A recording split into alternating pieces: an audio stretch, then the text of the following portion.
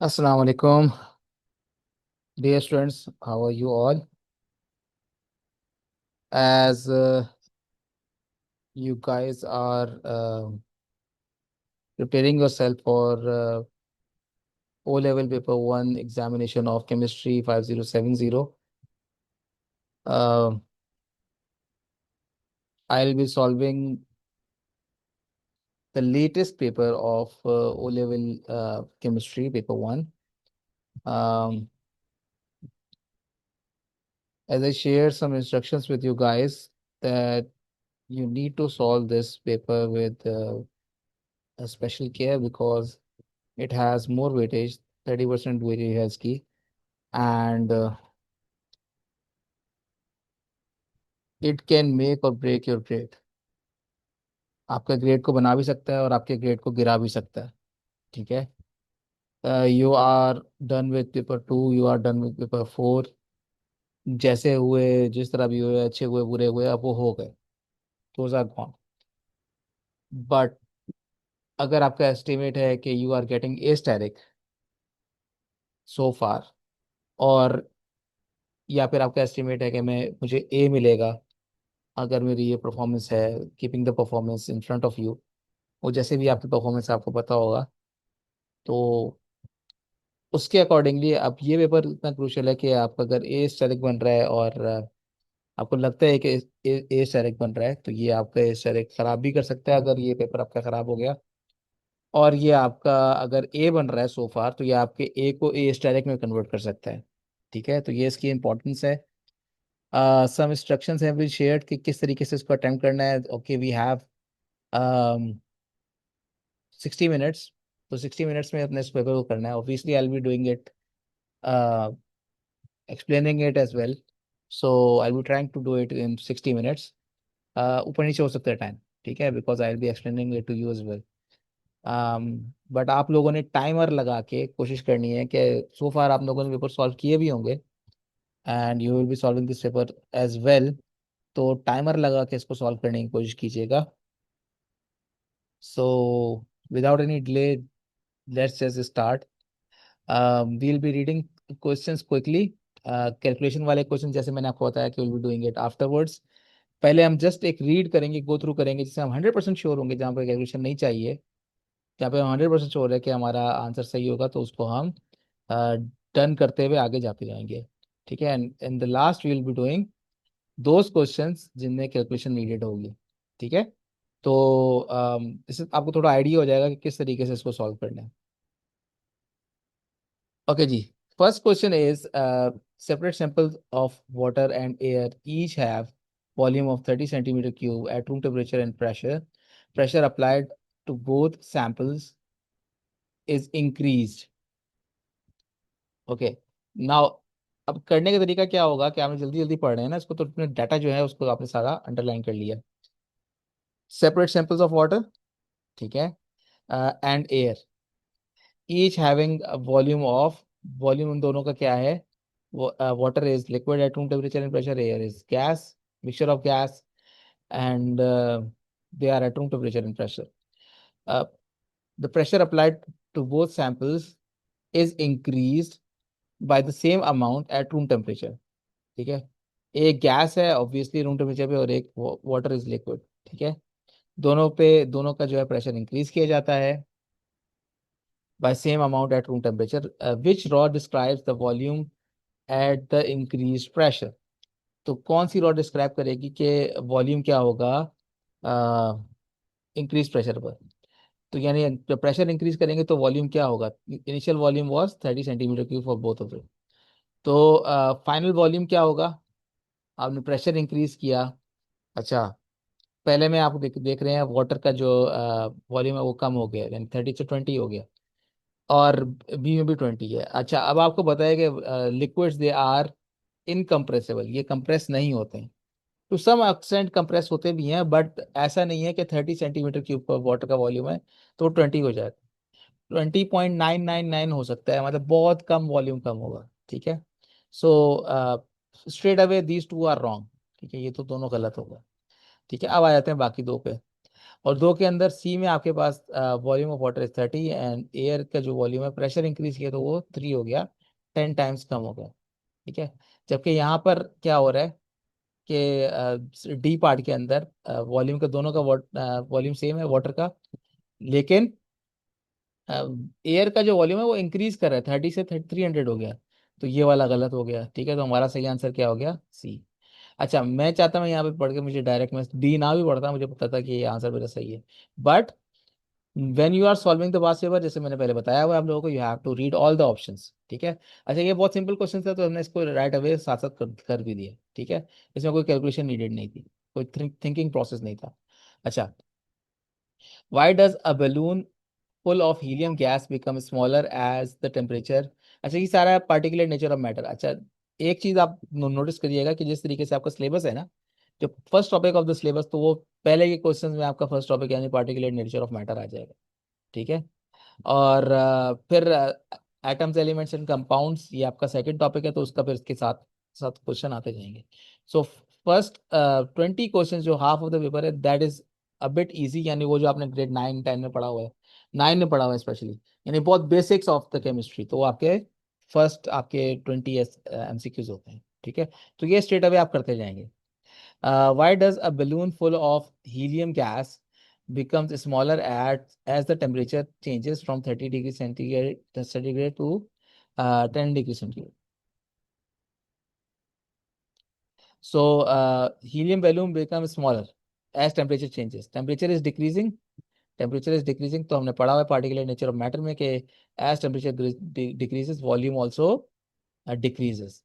So helium gas becomes smaller because the volume, the gas is अच्छा, अब इसके option पढ़ लिखे हैं तो उनको पढ़ते हुए हम चलते हैं।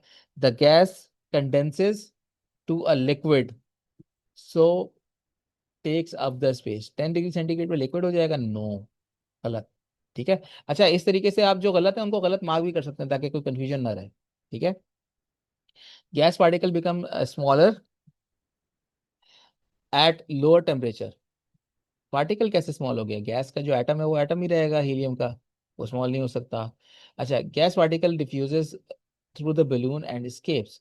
डिफ्यूजेस थ्रू द बलून यानी वो बलून के बीच में से जगह बना के निकल जाते हैं, ये भी सही ऑप्शन नहीं लग रहा है। अगर निकल सकते हैं तो पहले निकल जाए भाई। ठीक है। So gas particle move more slowly, so reducing pressure. अच्छा, अब ये सही लग रहा है कि भाई वो काइनेटिक पार्टिकल थ्योरी के accordingly when temperature decreases the kinetic energy of the particle decreases, so they the particle they move slowly, they become closer together, they come closer together and so the pressure reduces, that's why the volume reduces। so ये वाला सही answer लग रहा है, इसको D को mark कर लेंगे। ठीक है। अच्छा, atom x has an atomic number of 19 and a nucleon number of 42। x है, कुछ भी हो सकता है, एक्स वाई जी ये लिखा हुआ है। एटॉमिक नंबर यानी इसका नंबर ऑफ प्रोटॉन वो 19 है, mass number, nuclear number is mass number which is 42। Atom y has atomic number 20, nuclear number 40। अच्छा, विच स्टेटमेंट इज करेक्ट। अच्छा, एटॉमिक नंबर चेंज हो गया तो मतलब एलिमेंट चेंज हो गए। ठीक है, ये आइसोटोप्स नहीं है। Atom X contain two more electrons than atom Y. Atom X contain two more electron, जैसे मैंने बताया एटॉमिक नंबर प्रोटॉन नंबर को रिप्रेजेंट करता है, तो उसके जो नंबर ऑफ इलेक्ट्रॉन है वो नंबर ऑफ प्रोटॉन के बराबर होते हैं, तो उसके 19 है, 20 है, टू मोर तो नहीं है, एक ही है। सो ये वाला भी गलत हो गया। अच्छा, एटम एक्स कंटेन 3 मोर न्यूट्रॉन देन एटम वाई। 3 मोर न्यूट्रॉन। अच्छा, अब nucleon number is combination of proton and neutron, तो एक तो प्रोटॉन ज्यादा हो गया था ना, सो यहाँ पर एक प्रोटॉन ज्यादा हुआ है, but nucleon number is decreased. ठीक है, न्यूक्लियर नंबर कम हो गया, since it is the combination, तो आप यहाँ पे थोड़ी सी कैलकुलेशन कर लेंगे, मतलब इतनी मेजर कोई कैलकुलेशन नहीं है, चाहे तो साथ साथ कर लें या उसको आखिर के लिए छोड़ दें, इसको हम देख लेंगे। ठीक है, मतलब इसको करके देख लें, 42 माइनस नाइनटीन कर लें एंड -20 कर लें।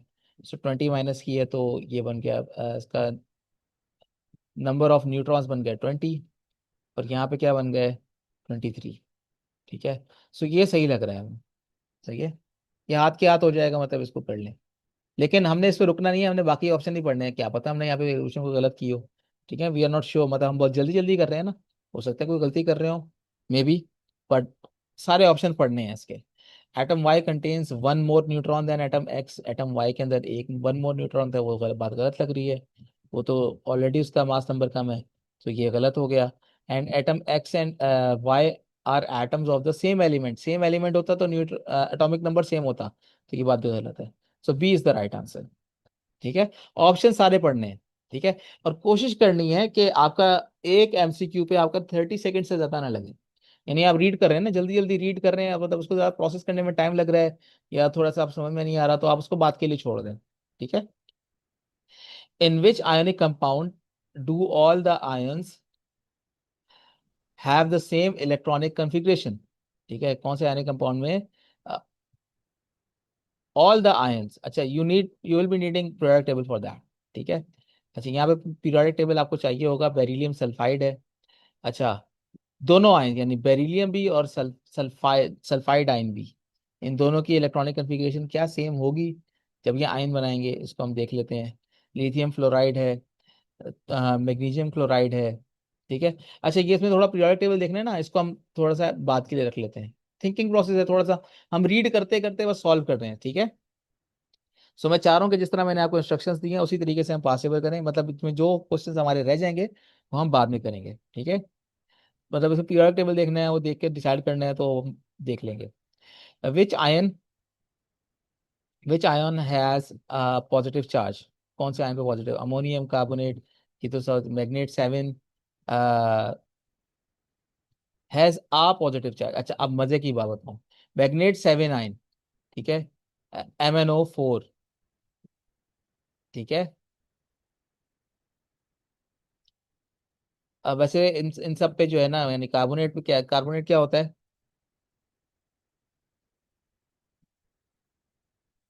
कार्बोनेट पे चार्ज होता है आपका CO3 2 नेगेटिव। ठीक है, इसी तरह सल्फाइट SO3 2 नेगेटिव। इसी तरह magnet MnO4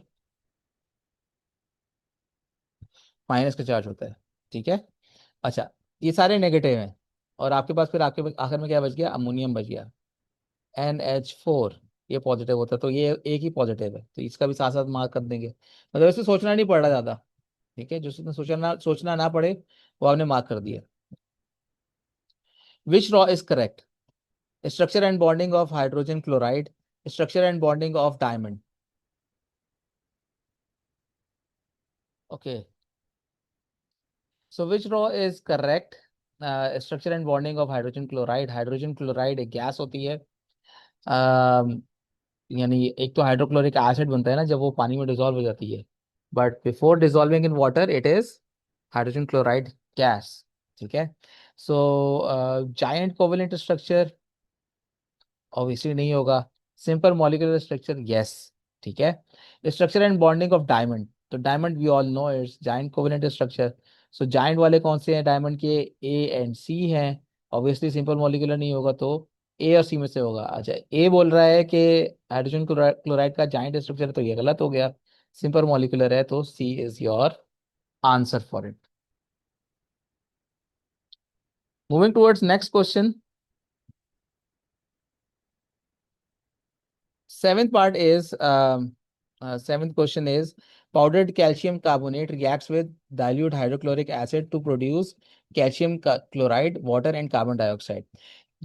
What is the correct ionic equation for the reaction, including state symbols for this reaction? Okay, सबसे पहले तो आप ये देखेंगे कि ionic equation must have ions.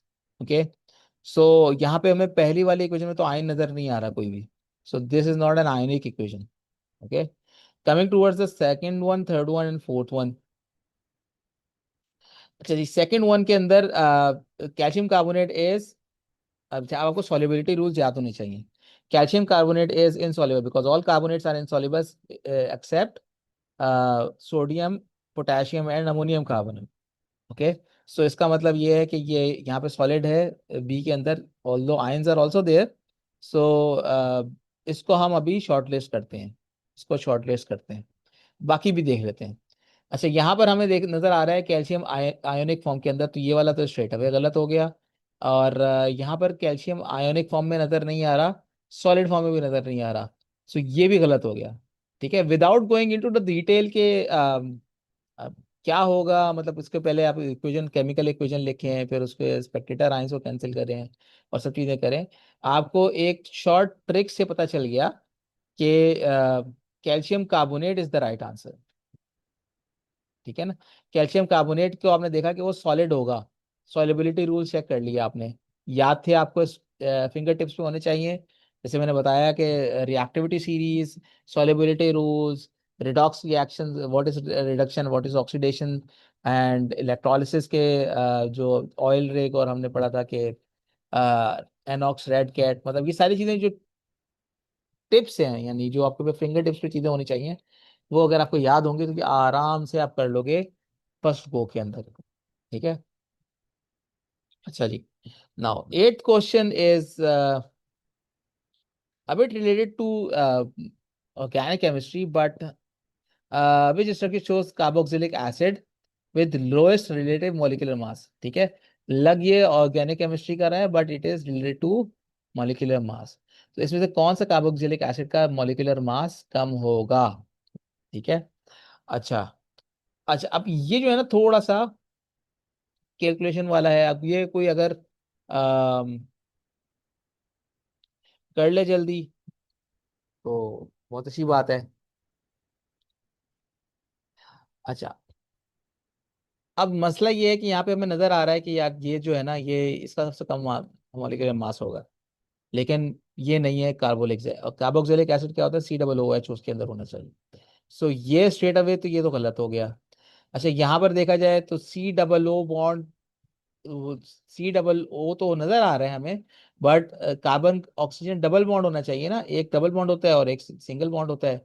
सो ये वाला भी कार्बोक्सिलिक एसिड नहीं है, बच गए ये दोनों। अच्छा, इसमें हम देखेंगे कि नंबर ऑफ कार्बन किस में कम है, तो ए में कम है, तो ए में, ए का जो है रेट मॉलिक्यूलर मास वो, तो इसके लिए थोड़ी सी आपको ऑर्गेनिक केमिस्ट्री की नॉलेज चाहिए थी, तो ऑब्वियसली आपके पास होगी, तो ये आपने मार्क कर दिया। A is the right answer for question number 8। चलिए, मूविंग टुवर्ड्स नेक्स्ट क्वेश्चन। अच्छा, ये जो है ना आपको थोड़ा सा अगेन इसके अंदर थोड़ी सी मुझे लग रहा है कि कैलकुलेशन चाहिए, तो इसको हम बात के लिए रख देंगे। एक क्वेश्चन हमने पहले छोड़ा है, एक ये छोड़ देते हैं, यानी हम एक गो कर रहे हैं, वन गो कर रहे हैं ऑफ जो हमने जल्दी जल्दी मतलब सॉल्व करने हैं ना क्वेश्चंस, रीड करते हुए, वाइल रीडिंग द क्वेश्चंस, मतलब ये भी हो सकता है शायद हो जाए जल्दी में, विद इन 30 सेकेंड्स, मगर मुझे लग रहा है थोड़ी सी कैलकुलेशन है, सोचना पड़ेगा, तो उसको हम बात के लिए रखें। ठीक है, जो आपका स्टिशियोमेट्री और उससे रिलेटेड क्वेश्चन है ना, उनको आप कोशिश करके बात के लिए रख सकते हैं, यानी फर्स्ट 20 मिनट्स के अंदर आपने गो थ्रू करना है। तो क्योंकि मैं तो खैर एक्सप्लेन कर रहा हूँ आपको, लेकिन आप लोग इसकी प्रैक्टिस करेंगे कि जल्दी जल्दी आप लोगों ने इसको रीड करना है और उसको साथ में सॉल्व करना है। A chemist prepares calcium nitrate, they start with 8 grams, again यहाँ पे भी ये भी रिलेटेड टू स्टिशियोमेट्री और वही सारी चीजें आ गई। अभी आपको नजर आ रहा है कि टॉपिक नंबर 3 यानी स्टिशियोमेट्री स्टार्ट हो गई, and this is topic number 4, electrolysis. ठीक है, इसको भी हम पढ़ लेंगे। Okay. Apparatus shown is used to investigate the electrolysis using inert electrodes of dilute sulfuric acid and concentrated aqueous sodium chloride in separate experiments. Okay. So there is tube X and there is tube Y. एक तरफ आप dilute sulphuric acid का electrolysis करेंगे, दूसरी तरफ aqueous sodium chloride in separate experiment, दो अलग अलग एक्सपेरिमेंट में करेंगे, जहाँ पे यहाँ पे आप इलेक्ट्रोलाइट है आपके पास, and then you have inert electrodes, positive and negative electrons are shown over here. Which row shows the ratio of volume of gas collected in each tube? अच्छा, ये भी थोड़ा सा अब आपके लिए इसको देखना पड़ेगा कि भाई सल्फ्यूरिक एसिड का फॉर्मूला होता है H2SO4, तो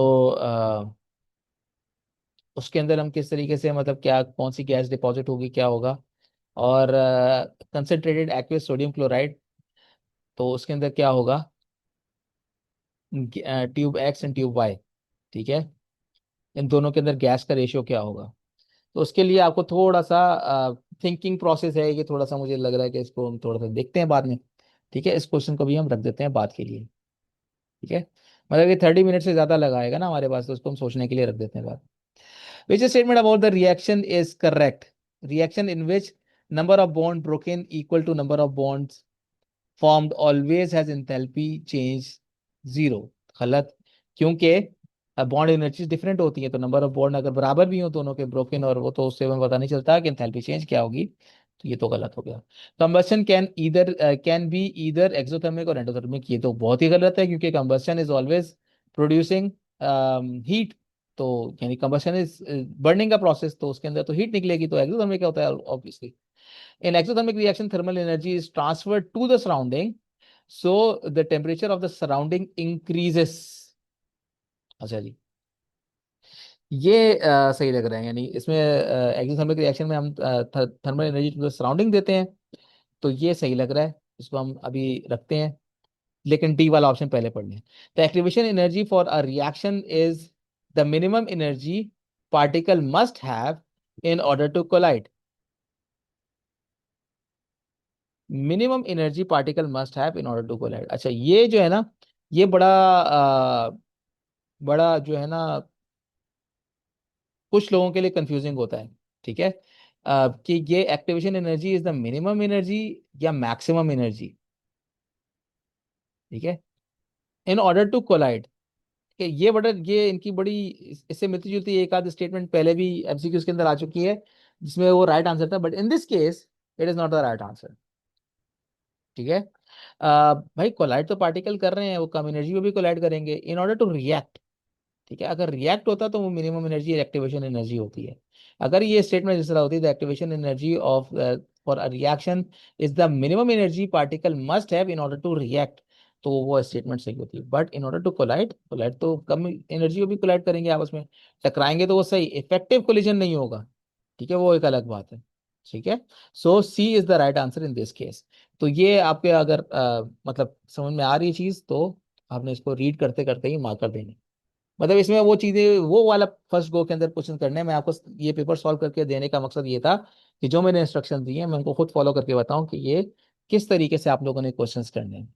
word equation for two reactions of ethene are shown, ethene plus hydrogen ethane बन जाता है, ethene plus bromine 1,2 dibromo ethane बन जाता है। अच्छा, ये भी थोड़ा सा उससे रिलेटेड ही है। क्या कहते हैं आपके स्टेशन में, मतलब इसके अंदर वैसे तो केमिकल एनर्जेटिक्स का क्वेश्चन है, बट ऑर्गेनिक केमिस्ट्री से भी इसका रिलेशन बन रहा है। ठीक है, सो बॉन्ड एनर्जीज यहाँ पे दी हुई हैं। What is the value of enthalpy change of reaction one minus enthalpy change of reaction two. अच्छा, अब यहाँ पर इन्होंने एंथैल्पी दोनों की पहले आपने निकालनी है, फिर उसके बाद आपने इन एंथैल्पीज का डिफरेंस निकाल के बताना है कि इनका क्या डिफरेंस होगा। ठीक है, इन दोनों का क्या डिफरेंस होगा। सबसे पहले तो आपको इसमें थोड़ा सा लिखना पड़ेगा, थोड़ा सा कैलकुलेशन करनी पड़ेगी। इसको भी हम बात के लिए रखते हैं। ठीक है, कैलकुलेशन वाले सारे क्वेश्चन बात के लिए रखते हैं। Two changes are described. Change one, copper is added to concentrated nitric acid, nitrogen dioxide is produced. ठीक है, और चेंज टू है, concentrated sulphuric acid is added to sugar, the change that occur cannot be reversed, cannot be reversed is a chemical change. Okay, which raw is correct?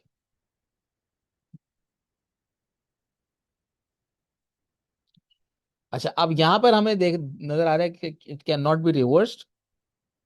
ठीक है, सो ये भी chemical change है, और ऊपर वाला तो है ही है, क्योंकि उसके अंदर क्या प्रोडक्ट बन रही है, गैस निकल रही है, तो वो भी केमिकल चेंज है। तो A is the right answer, but हम सारे पढ़ लेंगे केमिकल चेंज, केमिकल चेंज, मतलब पढ़ना आपने सारे ऑप्शन है, कि कहीं आप कुछ लग तो नहीं रहा, लेकिन A is the right answer for it, मतलब इसका तो स्ट्रेट अवे ए ही राइट आंसर है। Which change increases the rate of chemical reaction. अच्छा, कौन सी चीज जो है वो केमिकल रिएक्शन का रेट, अच्छा 5 फैक्टर्स अफेक्टिंग केमिकल रिएक्शन। तो उसमें क्या होता है जी, using a higher pressure in a gaseous reaction obviously effective collision को सपोर्ट करेगा। ठीक है, तो ये वाला सही लग रहा है। इसको अभी हम देखते हैं, बाकी ऑप्शन भी पढ़ लें। Using a lower temperature, temperature low करने से तो रिएक्शन स्लो हो जाएगा, गलत। Using a more diluted, dilute करने से भी कंसंट्रेशन कम कर दी तो रिएक्शन इफेक्टिव कोलिजन कम हो जाएगी, नंबर ऑफ पार्टिकल्स कम होंगे। Using larger pieces of solid, larger pieces of solid तो सरफेस एरिया कम हो जाएगा। ठीक है, पार्टिकल साइज स्मॉल हो जाएगा तो वो भी रिएक्शन को, पार्टिकल साइज बड़ा हो जाएगा तो उससे रिएक्शन स्लो हो जाएगा। ये भी गलत है। So A is the right answer for it. ठीक है, जहां पे आपको लग रहा है कि सारे ऑप्शंस पढ़ने हैं तो पढ़ने हैं, ठीक है, सब ऑप्शंस को देखना है एंड प्रूव करना है। यू हैव टू प्रूव कि आपका ए अगर सही था, आपको लग रहा था सही था, तो बाकी क्यों गलत है। या आपको, आप अपने अपने आप से क्वेश्चन करोगे क्यों गलत है, ठीक है, और उसके बाद उसे मार्क करोगे। In two separate experiment 1 and 2, an excess of powdered calcium carbonate reacts in a flask with dilute hydrochloric acid। ठीक है जी, कैल्शियम कार्बोनेट हाइड्रोक्लोरिक एसिड से रिएक्ट कर रहा है।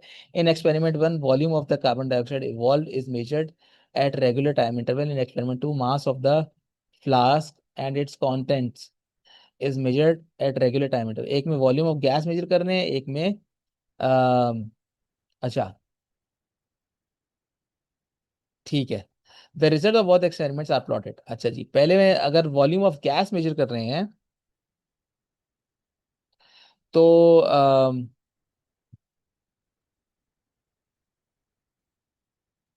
अच्छा, अब इसमें एक्सपेरिमेंट 1 के दो ग्राफ दिए हुए हैं और एक्सपेरिमेंट 2 के दो ग्राफ दिए हैं।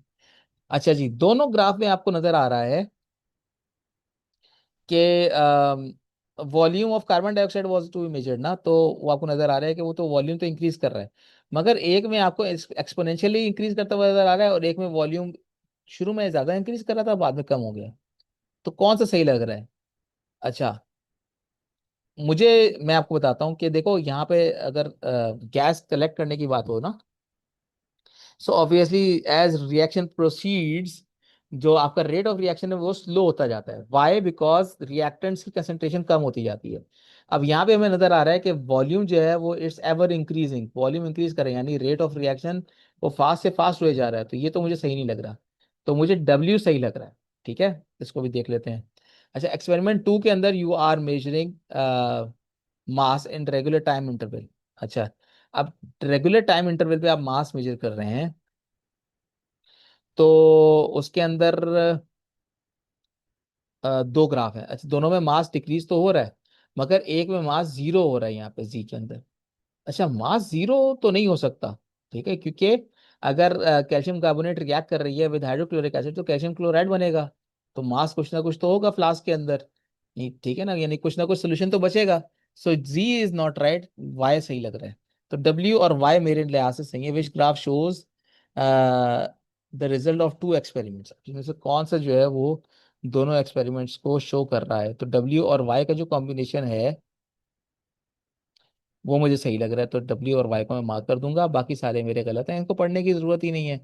ठीक है, जो मुझे ऊपर एनालिसिस कर लिया उसके यहाँ पे मैं अपना आंसर मार्क कर दूंगा। ठीक है, सो 16 इज ए। ठीक है, सो करेक्ट आंसर ए है। अच्छा जी, which statement about Haber process for the manufacturing of ammonia is correct.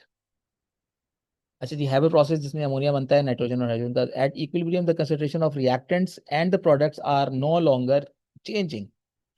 Equilibrium पे कंसंट्रेशन ऑफ रिएक्टेंट प्रोडक्ट बिल्कुल ऐसा लगता है कि चेंज नहीं हो रही, लेकिन फॉरवर्ड रिएक्शन बैकवर्ड रिएक्शन हो रहा होता है, बट कंसंट्रेशन रिमेन कांस्टेंट।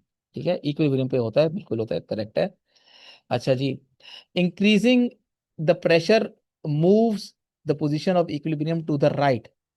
अच्छा, अब इसके अगर रिकॉल करें तो हमारे पास क्या इक्वेशन थी, nitrogen is reacting with hydrogen, sorry क्या बना दी, hydrogen to produce ammonia, NH।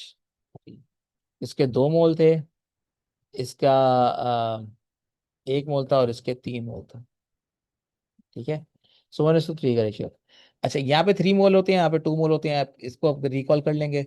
Increasing the pressure move the position of the equilibrium to the right. Right पे कम मोल है, बिल्कुल सही है।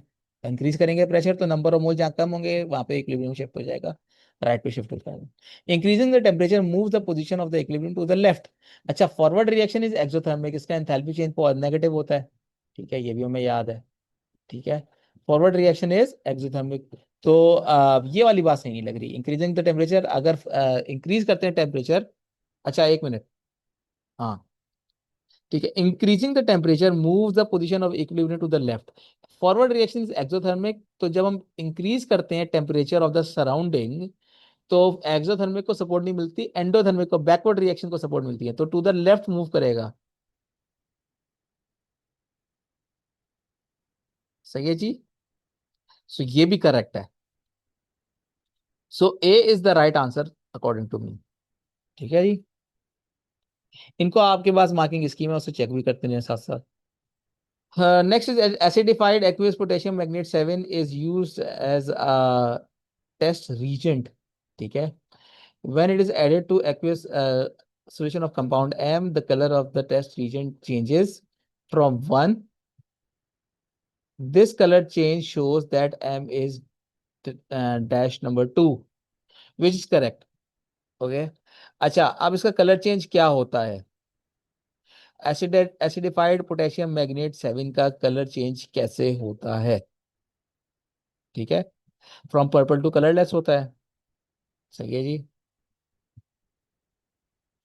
सो पहले वाले दो तो गलत हो गए, कलरलेस टू पर्पल, ये इसमें ये जो चीज होती है ना, ये सारी मैटर करती है। पर्पल टू कलरलेस वाले सही होंगे, तो ए और बी तो हो गए गलत। ठीक है जी, ए और बी गलत हो गए, सी और डी में से एक हो सकता है। ठीक है, सो जब कलर चेंज हो रहा है तो इसका मतलब क्या है? Acidified potassium manganate 7 is oxidising agent. So shows that M, तो जो कंपाउंड एम था ये क्या हो गया? ऑक्सीडाइज्ड हो गया। ठीक है, कंपाउंड एम ऑक्सीडाइज हो गया। अगर यहाँ पे लिखा होता कि पोटेशियम मैग्नेट 7, तो फिर रिड्यूस हो जाता। ठीक है, सेकंड डैश में रिड्यूस आया था, लेकिन अभी ऑक्सीडाइज लिखा हुआ है, तो C is the right answer, D गलत है। ठीक है, तो रीजनिंग के साथ आपने मार्क करना। अच्छा जी, a neutralisation reaction which change in a neutralisation reaction which change in particles occur. ठीक है, न्यूट्रलाइजेशन रिएक्शन में क्या होता है? ऑब्वियसली एटम्स मॉलिक्यूल बन जाते हैं, आयंस मॉलिक्यूल बन। न्यूट्रलाइजेशन का रिएक्शन अगर आपको याद हो, आयनिक रिवीजन थी उसकी, hydrogen ions react with hydroxide ions to produce water, H2O। ये इसके आयोनिक इक्वेशन थी। सो आयंस मॉलिक्यूल में बन जाते हैं। ठीक है, आय एटम्स आयन में बन जाते हैं, नहीं गलत। ठीक है, और आयंस एटम बन जाते हैं, नहीं गलत। ठीक है, एटम्स मॉलिक्यूल बन जाते हैं, नहीं गलत। ठीक है, वहां पे भी एसिड और बेस का रिएक्शन हो रहा होता है, दोनों तरफ आपके आयनिक कंपाउंड्स होते हैं। अच्छा जी, आयंस मॉलिक्यूल बन जाते हैं, तो वो बात सही है, ये B is the right answer for. ठीक है, so ये भी गलत है, एटम्स आयंस बन जाते हैं, तो वो भी नहीं सही, और ये भी नहीं सही। ठीक है, आयनिक इक्वेशन उसकी क्या थी न्यूट्रलाइजेशन की? वो ये थी, तो हमने उसके हिसाब से आंसर कर दिया इस क्वेश्चन का। Which pair of substance are both insoluble in water? कौन से इनसॉल्युबल इन वाटर? अमोनियम के सारे सॉल्ट्स इनसॉल्युबल होते हैं, सॉल्युबल होते हैं, सॉरी। ठीक है, इनसॉल्युबल। अब ये जो चीज है ना, ये आपको अंडरलाइन करनी है। इनसॉल्युबल को सॉल्युबल नहीं पड़ जाना। ठीक है, ये चीज आपका ख्याल रखना है। तो which pair of substance are both insoluble in water? Ammonium chloride is soluble, ammonium के सारे सॉल्ट सॉल्युबल है, तो अमोनियम वाला तो नहीं हो सकता। ठीक है, अमोनियम के सारे सॉल्ट सॉल्युबल है। Copper carbonate, all carbonates are insoluble, and copper hydroxide, copper hydroxide भी इनसॉल्युबल होता है। ठीक है, ये आपका सॉल्युबल हाइड्रोक्साइड नहीं है, तो ये वाला ऑप्शन हो सकता है। लेकिन दूसरे ऑप्शन भी देखते हैं, lead nitrate and lead chloride. Lead nitrate, all nitrates are soluble, तो ये वाला भी नहीं है। ठीक है, इनसॉल्युबल नहीं है, पहला वाला इनसॉल्युबल नहीं है, तो बाकी पढ़ने की जरूरत ही नहीं है ना। अच्छा जी, zinc sulphate and zinc hydroxide. Zinc sulphate, again sulphates के अंदर कौन कौन से सॉल्युबल नहीं है? लेड, बैरियम एंड मतलब लेड और बेरियम जो है ना वो सॉल्युबल नहीं होते ना। बाकी तो सॉल्युबल होते हैं, जिंक सल्फेट सॉल्युबल है, जिंक हाइड्रोक्साइड वो इनसॉल्युबल है। सो इस कंडीशन में भी हमारा बी राइट आंसर बन रहा है। ठीक है, 20 का भी B is the right answer. ठीक है, मार्क कर लिया, सर्कल कर दिया अगर आंसर। अच्छा। अच्छा, अब आप देख रहे होगे कि मैं साथ साथ सॉल्व भी कर रहा हूँ, तो साथ साथ मैं क्या कर रहा हूँ कि यहाँ पे मार्किंग कर रहा हूँ। मैं अभी शेड की तरफ नहीं जा रहा, तो मैं एक दफा पहले सॉल्व कर लूंगा। ये मैं समझ लो एक तरह रीड कर रहा हूँ क्वेश्चंस, और साथ साथ जो मेरे से हो रहे हैं मैं वो सॉल्व कर रहा हूँ। जिनमें थोड़ा सा सोचना पड़ रहा है वो मैं बाद में करूंगा। तो आप देखेंगे कि हैंडफुल ऑफ क्वेश्चन सॉल्व हो जाएंगे, और चंद क्वेश्चन आपके पास आखिर में बचेंगे, जो आप मतलब बाद में उसको सोच के उसका आंसर करोगे। 20 मिनट में आपने ज्यादा से ज्यादा पेपर कर लेना। ठीक है। Atomic number of element x is 12। The formula of the, अच्छा एटॉमिक नंबर इसका 12 है, यानी नंबर ऑफ प्रोटॉन्स 12 है, नंबर ऑफ इलेक्ट्रॉन भी 12 है। The formula of the chloride of x, अच्छा जी इसका इलेक्ट्रॉनिक कन्फिग्रेशन लिख लेंगे। 2 8 2 बनेगी, यानी इसके दो आउटर मोस्ट शेल में इलेक्ट्रॉन है, तो वो दो दूसरी तरफ चले जाएंगे, क्लोराइड की तरफ चले जाएंगे, तो XCl2 बनेगा। ठीक है जी, B is the right answer. सही है जी, ये हाथ के हाथ हो गया, तुमने कर लिया। आगे चलते हैं।